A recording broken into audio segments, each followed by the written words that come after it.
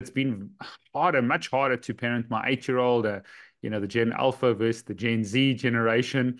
Just tell us what's happening with the rates of disease. If you got statistics, we do a lot of mental health and mental performance with our tribe and our community, and I've just seen children get sicker and sicker far quicker. The rates of chronic disease for children and adolescents and teenagers just exponentially increasing. I'm for the first time, and I say this openly, seeing a counselor, seeing a psychologist because of compassion fatigue over 25 years, which has been helpful. But just tell us about the real rates of chronic disease in children and then adolescents and then teenagers.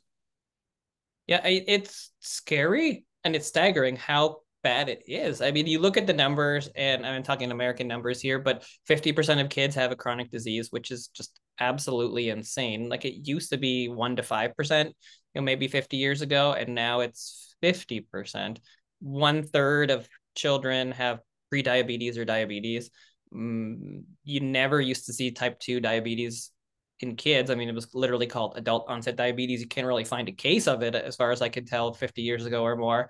And now, you're seeing kids as young as 10, 15, 13, having type 2 diabetes. You see mental health concerns through the roof. I mean, depression, 7 to 10%, anxiety, 7 to 10%, mental health diagnoses. So 50% of kids by the time they're 18 have a mental health diagnosis in America. I mean, that's insane. A third of teen girls think about suicide, or have thought of suicide. Like those numbers should not be like that. I mean, you look at autism, right? Autism, when I was born, maybe 1 in 2,500, in that range, then maybe 1 in 100 to 1 in 250 20 years ago.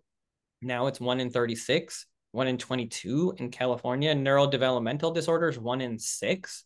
So, not just autism, but if you combine everything, that's a neurodevelopmental. 1 in 6 kids have a neurodevelopmental disorder. So it's almost everybody has something at this point, which is beyond ridiculous. Like we have to notice this. I mean, we hear all the time, and it's so frustrating. Like, oh, it's genetics. Oh, we're better at diagnosis. That's BS. Like it's such BS.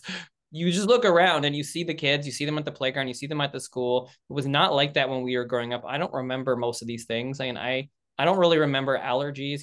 People had seasonal allergies, but peanut allergies were not everywhere. Food allergies were not everywhere. They certainly existed, but not every other kid. Autism, I don't remember anybody with that when I was younger. I'm sure there were some, but not like it is today.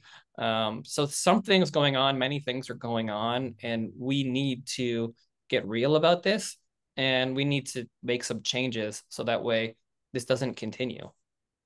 And when you say, I mean, 50% of kids have a chronic disease, is that anyone under the age of 18? Is that what you're saying, kids or children?